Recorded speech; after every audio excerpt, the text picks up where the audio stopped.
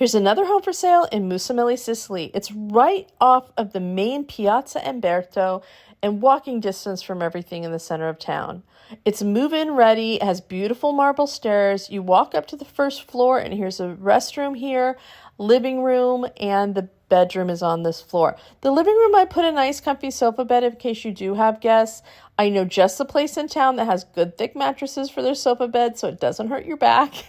And it does come with all the furnishings you see here, which is great for a first start because when you're moving to another country, you don't even have a spatula. So it's really nice to have somewhere to sit down or sleep. You could trade it out later if you want.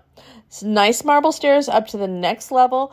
This has the kitchen. The kitchen does stay with the home. That isn't always the case in Italy. A lot of the times they take them with them.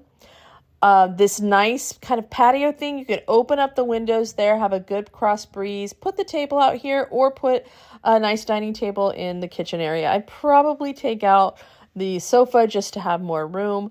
It looks like they were using this for an office space as well. But all this, again, would come with the home.